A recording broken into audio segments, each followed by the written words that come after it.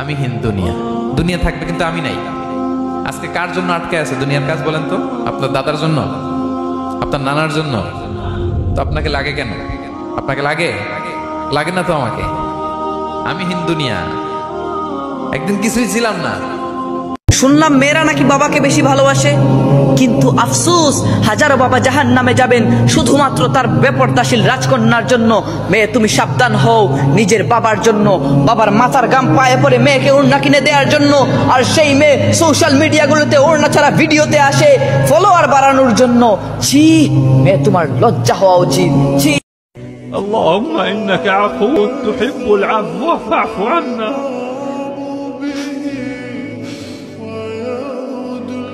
اللهم إنك عفو। আল্লাহর হাবিব বললেন, চার জিনিস থেকে পানাহ না আছে আমার কোন উম্মত যেন সালাম না ফিরায়। তারা যেন পড়ে আল্লাহুম্মা ইন্নী আউযু বিকা মিন আযাবিল কবর, আউযু বিকা মিন আযাবি জাহান্নাম, আউযু বিকা মিন ফিতনাতিল মাহইয়া ওয়াল মামাত, আউযু বিকা মিন ফিতনাতিল মাসিহিদ দাজ্জাল। আল্লাহ কবরের আযাব থেকে বাঁচাও, আল্লাহ জাহান্নামের আগুন থেকে বাঁচাও, আল্লাহ জীবন মরণের ফিতনা থেকে বাঁচাও, আল্লাহ দাজ্জালের ফিতনা থেকে বাঁচাও। চিল্লায়ে পড়েন আমিন। রাজাকার রাজাকার খেলার দিন শেষ। মন মতো হইলে মুক্তিযোদ্ধা, মন মতো না হইলে রাজাকার। এই দিন শেষ, ওই দিন আর নেই। এই কার্ড দিয়ে আর খেলার দিন নাই। এগুলো মানুষ আর খায় না এখন, এগুলো গেলে না আর। সাধারণ মানুষ বড্ড সচেতন। এই হাদিসটা এখনো বুঝতে পারি না।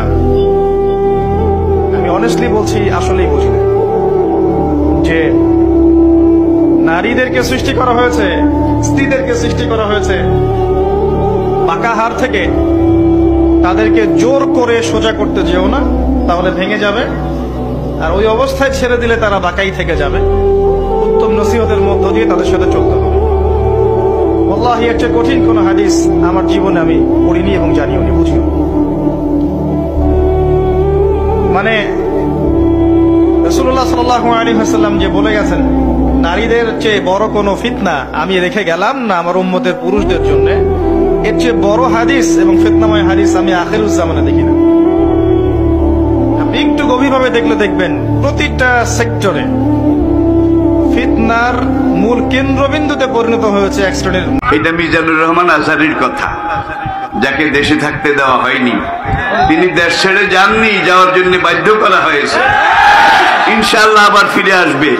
Look and observe, wait and see. একটু অপেক্ষা করুন।